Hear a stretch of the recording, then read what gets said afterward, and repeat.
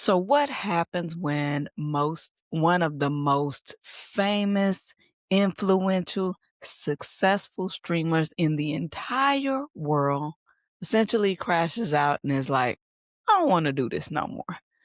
Of course, I'm talking about Kai Cenat, who just last week decided to step back from so much social media, so much streaming, and being so accessible to the general public. You know that I'm a big fan of this baby because this is exactly the stuff I've been talking about. It's almost like the universe was like, here you go.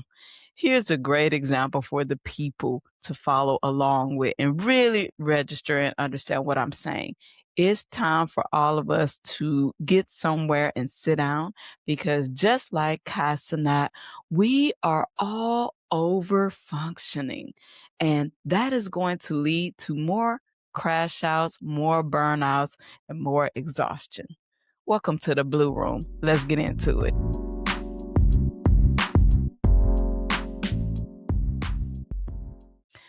So, unless you've been under a rock, most of the people listening here know about Kai Cenat and have heard about what's going on. But just in case, let me just review for you. Kai Cenat, one of the world's biggest streamers, just recently made headlines. He posted a video that said, I quit. Now, obviously, he's very smart at branding. So his message wasn't actually, I'm quitting streaming, I'm leaving social media for good. His message was actually, yo, I'm about to take a pause. I'm about to step back. And this was actually not a form of quitting.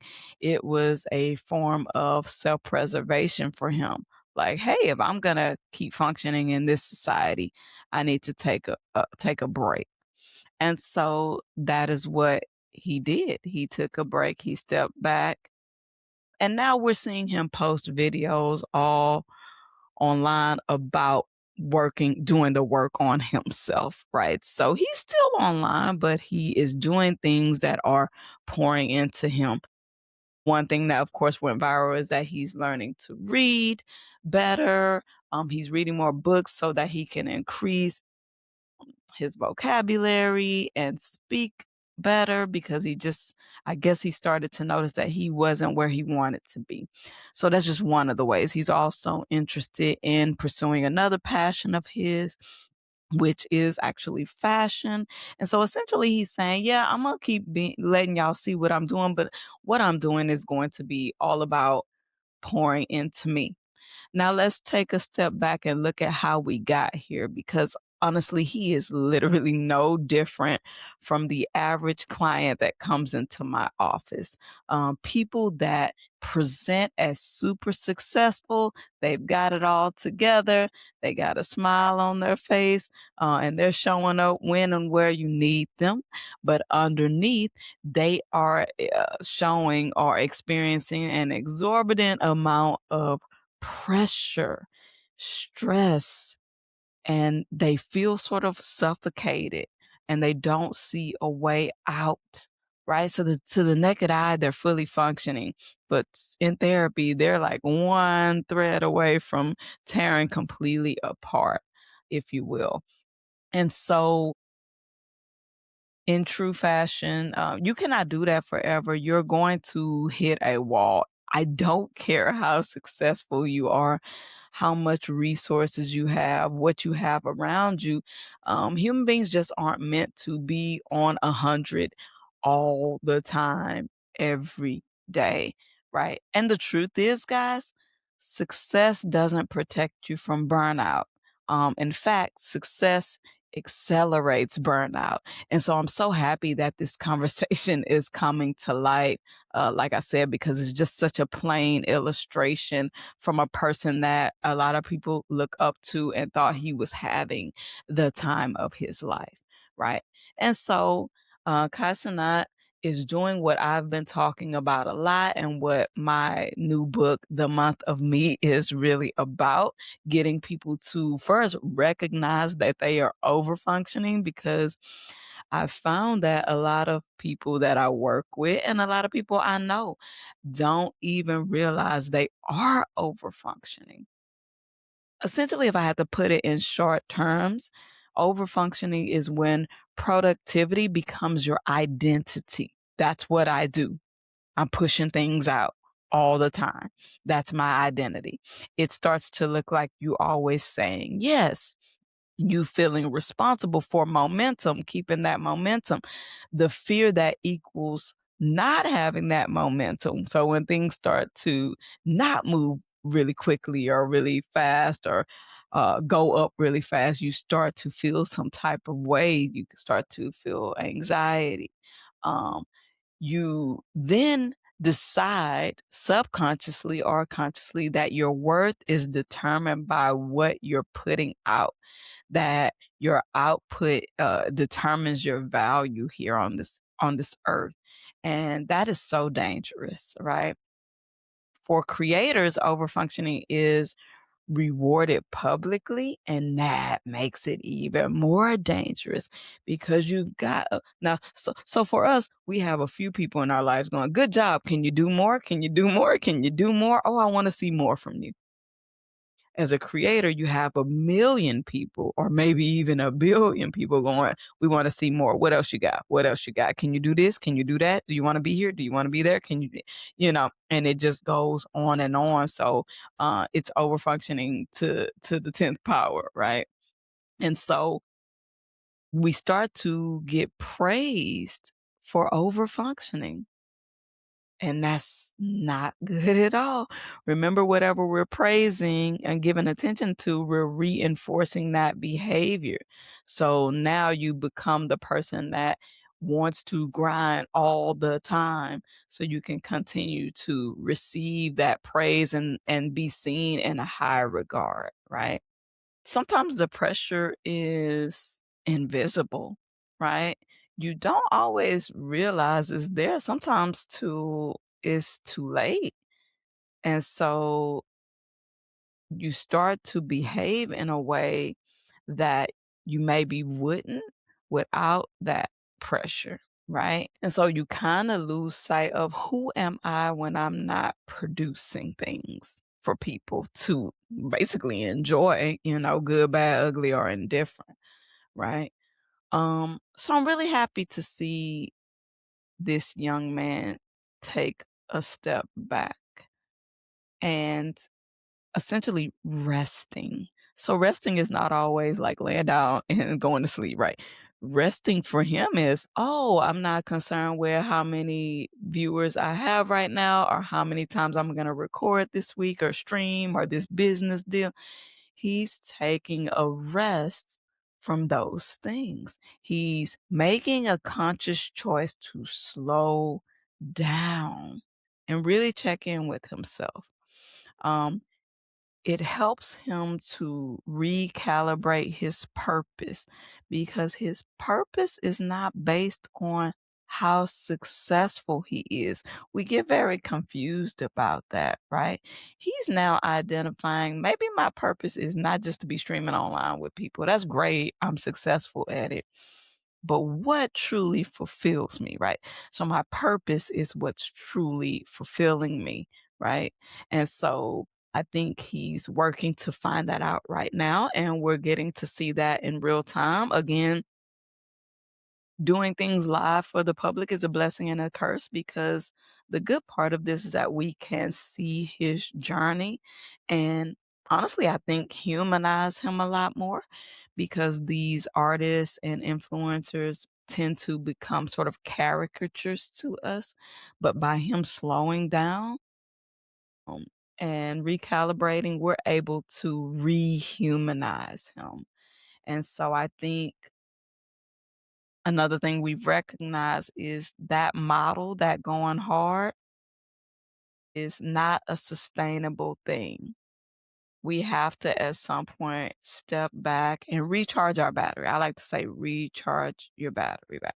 And it doesn't mean you're not still ambitious. It doesn't mean you still don't want to be successful. It doesn't mean any of those things. It means you love yourself enough not to keep running on fumes, right? So It's not that we need to be less ambitious. We need to be more aligned, right? So I can still be a go-getter, but take a moment and say, wait a minute, I'm gonna go back to getting it in a second, but right now I'm gonna recharge my battery. It's nothing wrong with that. In fact, it's smarter. Just think about a car, right? If I'm driving in a car and I say, "Oh, my gas is on half tank, but let me half empty, but let me just keep pushing it to see how far I can get. I want to go across the country, but I only have a half a tank of gas. I'm gonna wait till the last possible minute to refuel."